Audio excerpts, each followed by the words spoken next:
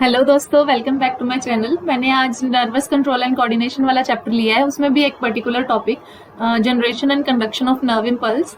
सो video को start करते हैं।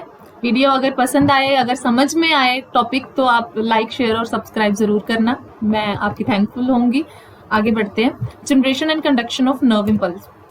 देखो, उसको पढ़ने से पहले हम थोड़ी सी चीजों को ध्यान में रख लेते हैं। कुछ पॉइंट्स हैं जो हमें पता होने चाहिए। न्यूरॉन्स की जो मेम्ब्रेन होती हैं वो एक्साइटेबल होती हैं, ठीक है। एक्साइटेबल सेल्स होते हैं क्योंकि उनकी जो मेम्ब्रेन है वो पोलराइज्ड स्टेट में होती है। व्हाट इज पोलराइज्ड स्टेट, इसको हम अभी विद इन 2 मिनट्स में हम समझेंगे। आप बस इस वर्ड को अपने माइंड में रखें। अगला पॉइंट है, different type of ion channel are present on the neural membrane. Neuron की जो मेम्ब्रेन होती है, दैट इज एक्सोनल मेम्ब्रेन, जो एक्सोन की मेम्ब्रेन होती है पर्टिकुलरली, वहां पे आयन चैनल्स होते हैं अलग अलग तरह के, ठीक है। किसके लिए? आयन के ट्रांसफर के लिए। आयन के ट्रांसफर के लिए आयन चैनल्स प्रेजेंट होते हैं। आगे बढ़ते हैं।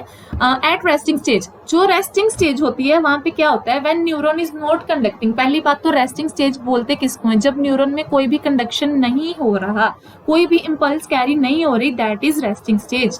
उस टाइम पे कोई भी कंडक्शन नहीं हो रहा। Axonal membrane is more permeable to potassium ion as compare to sodium and negatively charge protein.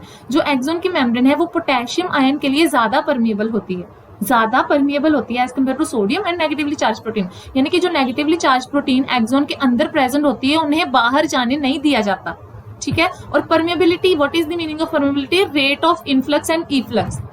Okay, आगे बढ़ते हैं। ये मैंने डायग्राम बनाई है एक्सोन मेम्ब्रेन की, ठीक है, जिसमें मैंने सोडियम पोटेशियम पंप बनाया। This is axon membrane. Axon की मेम्ब्रेन में पंप प्रेजेंट होता है जिसको क्या नाम दिया है? Sodium potassium pump. ये पंप काम क्या कर रहा है? ये 3 सोडियम को बाहर निकाल रहा है। कहां से? एक्सोन के अंदर से, और 2 सोडियम बाहर से। जो भी एक्स्ट्रा सेलुलर फ्लूइड है न्यूरॉन के मेम्ब्रेन के बाहर, जो भी एक्स्ट्रा सेलुलर फ्लूइड है, वहां से 2 पोटेशियम को अंदर ला रहा है। आपको ये कुछ ध्यान में नहीं रखना बाहर क्या है अंदर क्या है। आप सीधे देखो कि बाहर से 2 पोटेशियम को अंदर लाया जा रहा है और 3 सोडियम को बाहर भेजा जा रहा है, ठीक है, with the help of sodium potassium pump, ठीक है।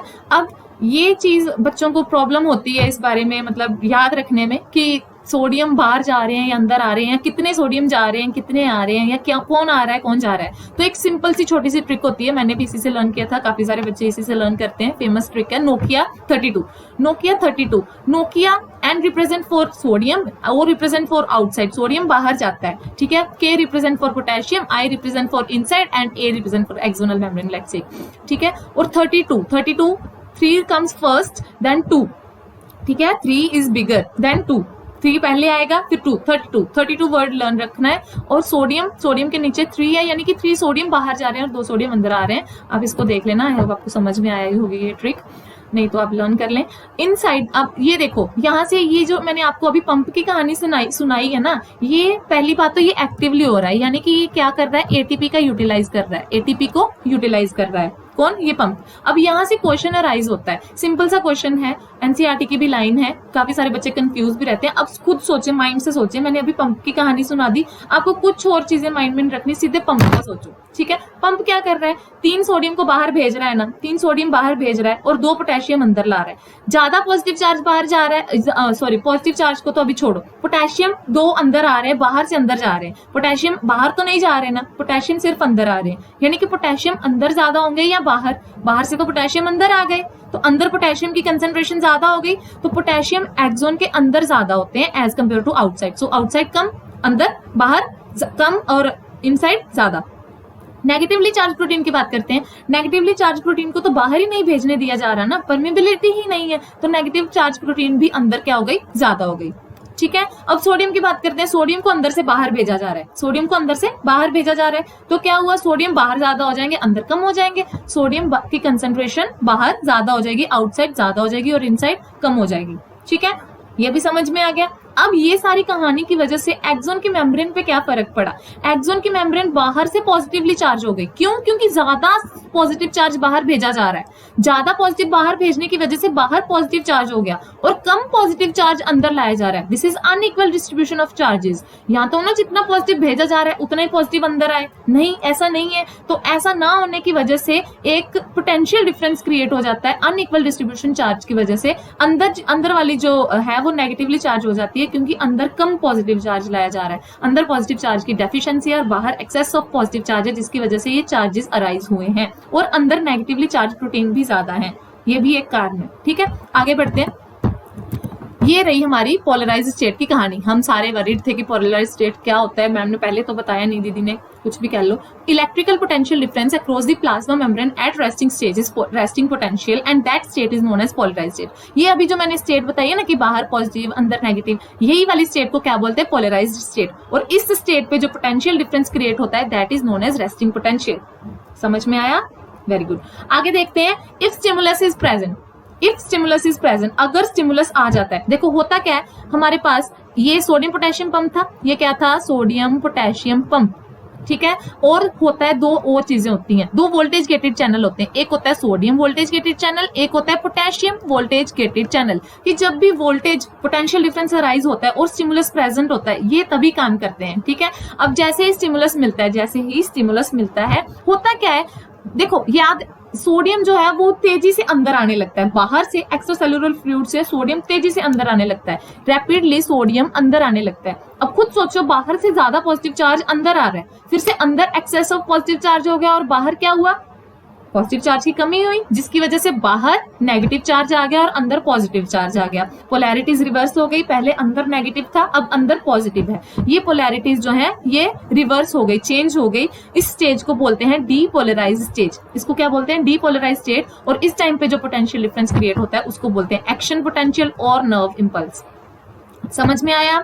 आगे बढ़ते हैं। अगर स्टिमुलस गायब हो जाता है, if stimulus is absent, stimulus गया, खत्म, ठीक है, तो क्या होता है, पोटेशियम डिफ्यूजेस आउटसाइड, पोटेशियम बाहर जाने लगता है तेजी से। पोटेशियम क्या करता है, पोटेशियम का इफ्लक्स होने लगता है। अब बाहर गया पोटेशियम तो बाहर ज्यादा पॉजिटिव चार्ज गया और अंदर से पॉजिटिव चार्ज की कमी हो रही है, फिर से अंदर क्या आ गया, नेगेटिव चार्ज, और बाहर क्या आ गया, पॉजिटिव चार्ज, ठीक है। फिर से अंदर क्या आ गया, नेगेटिव चार्ज, और बाहर क्या आ गया, पॉजिटिव चार्ज, क्योंकि अंदर से बहुत सारा पोटेशियम बाहर निकलने लगा, ठीक है। इस स्टेज को बोलते हैं रीपोलराइजेशन। मींस फिर से अब वो स्टिमुलस लेने के लायक हो गया, फिर से अब वो अपनी पोलराइज्ड स्टेट में आ गया। दिस इज रीपोलराइजेशन, कि उसकी पोलराइजेबिलिटी वापस आ गई, दैट इज रीपोलराइजेशन, ठीक है। अब देखो हुआ ऐसे है कि ये थी एक्सोन की पूरी मेम्ब्रेन, ठीक है। यहाँ पे था सोडियम पोटेशियम पंप, ये था sodium voltage gated channel, potassium voltage gated channel, sodium voltage gated channel, potassium voltage gated channel, sodium potassium pump,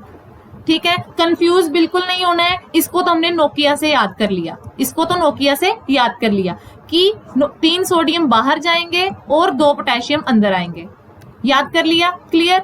2 sodium, अब सोडियम वोल्टेज गेटेड चैनल पे जाते हैं। अब देखो याद रखने का क्या तरीका है, समझ लिया कहानी, समझ में सबको आ जाती है। याद रखने का क्या तरीका है, जो सोडियम वाला पंप था ये तो रेस्टिंग स्टेज पे ही हो रहा है, अपने आप ये काम हो रहा है, पंप अपने आप ये काम रेस्टिंग स्टेट पे कर रहा है, ये इसको क्या बोल देते हैं, और पोलराइज्ड स्टेट, पोलराइज्ड स्टेट पे ये काम हो रहा है। अब जैसे ही स्टिमुलस मिलेगा तो क्या होता है, आप मेम्ब्रेन की पोलैरिटी को ध्यान में रखो। इसमें क्या होता है, मेम्ब्रेन अंदर नेगेटिवली चार्ज हुई और बाहर से पॉजिटिवली चार्ज हुई, ठीक है। अब हमारे माइंड में सिर्फ एक बात होनी चाहिए कि हमें तो मेम्ब्रेन की पोलैरिटी को रिवर्स करना है। हर केस में मेम्ब्रेन की पोलैरिटी को पिछले वाले से रिवर्स करना है। तो पिछले वाले में ये वाला तो हमने समझ लिया अच्छे से कि क्यों नेगेटिव हुई अंदर और बाहर पॉजिटिव हुई। बाद में हमने रिवर्स करना है, यानी कि अंदर क्या किया, पॉजिटिव चार्ज किया और बाहर क्या कर दिया, नेगेटिव चार्ज। अंदर पॉजिटिव चार्ज कर दिया, बाहर नेगेटिव चार्ज कर दिया। अब इस पे सारी चीजें क्लियर हो जाएंगी। अंदर पॉजिटिव चार्ज कैसे आया, अंदर कोई ना कोई नेगेटिव पॉजिटिव चीज आई होगी, अंदर कोई ना कोई पॉजिटिव चार्ज आया होगा। और क्या आएगा अंदर पॉजिटिव चार्ज, कौन सा आएगा, सोडियम आएगा, ठीक है। अब सोडियम अंदर आ गया, अब उसके बाद नेक्स्ट जो स्टेज है वहां पे क्या होगा, फिर से नेगेटिव चार्ज राइज होगा ना, और बाहर पॉजिटिव चार्ज होगा, ठीक है। पोलैरिटीज रिवर्स करनी थी, हमने बस पिछले वाले से इसकी पोलैरिटीज को क्या कर दिया है, रिवर्स कर दिया। अब क्या हुआ, बाहर पॉजिटिव चार्ज है, यानी कि अंदर से कुछ तो बाहर गया होगा। बाहर ज्यादा पॉजिटिव चार्ज है और अंदर नेगेटिव है। नेगेटिव तभी आएगा जब कुछ हमने खोया, कुछ हमने लॉस किया, तो अंदर से कुछ गया होगा बाहर। और अंदर पॉजिटिव तभी आया होगा जब हमने बाहर से कुछ पाया, ठीक है। और अब पोटेशियम जो है वो जल्दी से बाहर गया होगा अंदर से। पहले सोडियम अंदर आया, वो बोला अब मैं अंदर आया हूं चल के, अब मैं बाहर नहीं जाने वाला। तो पोटेशियम बोला ठीक है मैं बाहर चला जाता हूं, तो फिर से अंदर आ जाना, ठीक है। ऐसे पोटेशियम याद रखो कि पंप में तो नोकिया से याद कर लिया कि सोडियम बाहर जाएगा और पोटेशियम अंदर आएगा, बट वोल्टेज गेटेड चैनल में उल्टा होता है, सोडियम अंदर आता है, पोटेशियम बाहर जाता है, ठीक है। ये छोटी सी मैंने ट्रिक थी, ऐसे याद रखा था, पूरा प्रोसीजर याद हो जाता है। अब देखो कि एनसीईआरटी में एक डायग्राम है, ये तो हमें सारा पता है कि पहले सोडियम अंदर आता है और पोटेशियम बाहर जाता है, और रिपोलराइजेशन के टाइम पर डिपोलराइजेशन के टाइम पे अब होता क्या है कि ये डिपोलराइज्ड स्टेट में है। मान लो कि डिपोलराइजेशन हुआ, स्टिमुलस आया था, डिपोलराइज्ड स्टेट में है। मेम्ब्रेन जो पीछे वाली एक्सॉन के पीछे वाली जो मेम्ब्रेन है वो सारी पोलराइज्ड स्टेट में है, वो सारी क्या है, पोलराइज्ड स्टेट में है। तो होता क्या है कि मान लो कि ये वाली स्टेट, अब ये जो पोलराइज्ड है, स्टिमुलस जो है वो कैरी होता है ना, आगे इंपल्स कैरी होगी, तो ये वाली जो स्टेज है, फिर से जो सोडियम आयन है वो अंदर आएंगे पोलराइज्ड स्टेट में, तो ये फिर से डीपोलराइज होगी, और ये वाली जो है, ये जो डीपोलराइज्ड थी, ये बाद में रीपोलराइज हो जाएगी, या फिर कह लो कि पोलराइज्ड हो जाएगी, ठीक है, फिर से स्टिमुलस लेने के लायक हो जाएगी।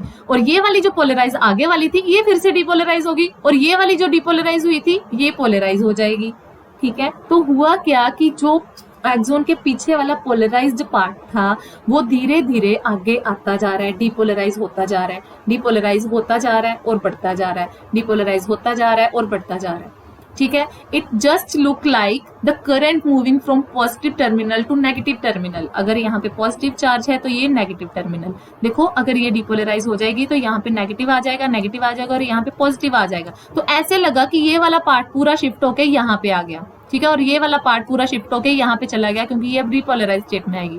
तो ये कुछ ऐसा सिस्टम है। एनसीईआरटी ने इसको एज ए करंट की फॉर्म में रिप्रेजेंट किया है कि जैसे करंट ट्रेवल करता है वैसे ही इंपल्स ट्रेवल करती है। ओके, आई होप आपको समझ में आया होगा। Thank you so much. Video को लाइक करना अगर आपको समझ में आया हो तो। Thank you.